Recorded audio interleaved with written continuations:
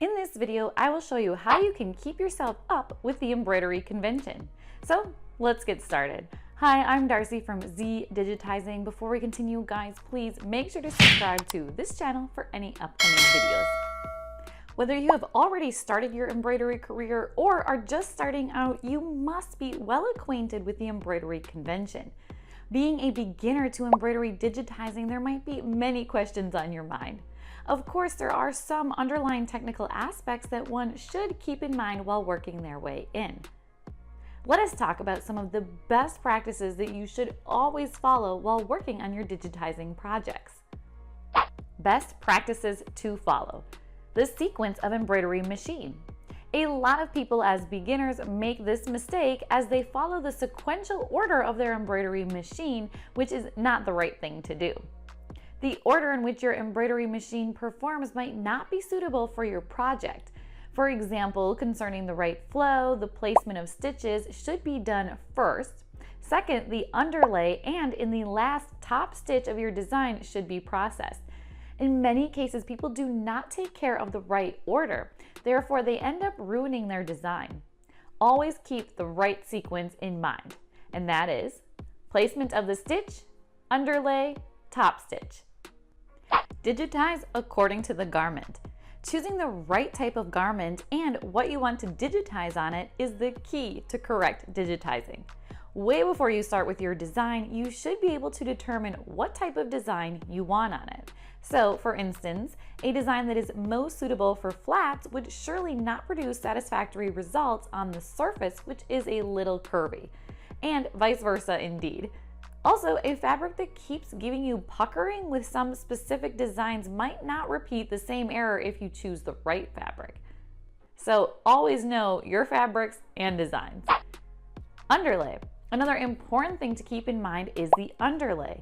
Newcomers sometimes neglect the importance of underlay, which raises some technical issues in their designs. An underlay is no doubt the base of any design. Different types of underlay help the designs, such as fill, run, and center runs. Completing your design without or with improper underlay would result in very bad outcomes, such as distortion or less density. Sometimes it even causes trouble for the whole embroidery process. Make sure your design has proper underlay. Most of the time, try to center line the underlay so that you can refrain the underlay from showing up through the top stitches, which will give a very bad impression to your design if not taken care of thoroughly. Stitch angle.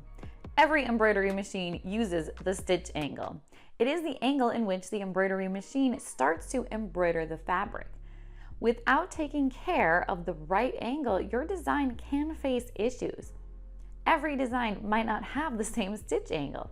Some designs are based on vertical stitch angle and some are based on diagonal and horizontal, respectively. Also, it is important to notice that even various portions of the design might use different stitch angles.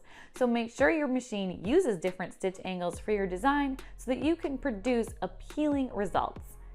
It will not only help your design to appear well, but also you can avoid one-dimensional and dull designs. What you should avoid doing. Do not set improper density.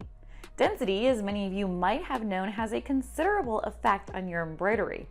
If you want to improve embroidery, do not overlook density. If the amount of density is excessive, then your design can not only distort, but also a broken needle or thread breakage issue can occur.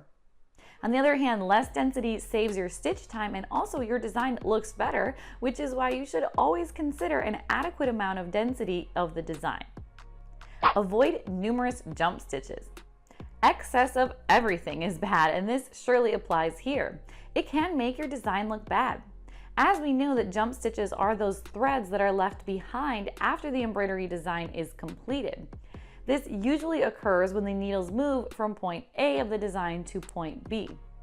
If the needle has to move freely and randomly, then it drags the thread while moving, which causes the problem, as I have mentioned earlier. The stitch sequence is so important. If you have not taken the stitch sequence under your consideration, then you are more likely to have jump stitches in your design. Beginners tend to ignore jump stitches, but surely if they keep occurring, then you will have to take them off manually, which can not only put a load on you, but also it might cause puckering. Do not get started without a plan. Every great thing can be achieved by the process of converting it into different milestones. This statement fulfills its purpose here. Before you start your embroidery project, make sure you do your research work and see your project through. You should know which type of fabric you are going to use, what type of logo or design you will embroider, and more. Once you have divided it into small steps, you will be able to see a great difference in your productivity, and you will also be able to tackle the situation if something does not go right. Quit relying on auto-digitizing applications. As a beginner, you will seek what makes you more comfortable in your embroidery field, and that is totally okay. However, adapting to skills is better than avoiding technical work. There are many types of auto-digitizing applications that offer you auto-digitization of designs, but they are not quite useful for complex designs. They can make mistakes, and if you do not have a digitizing background, then it is important that you hire a digitizer or outsource the digitizing services. An auto-digitizing application will not get you through your complex projects. Manual digitizing work is more preferred as it is not only detailed, but also it can work through the most complex designs.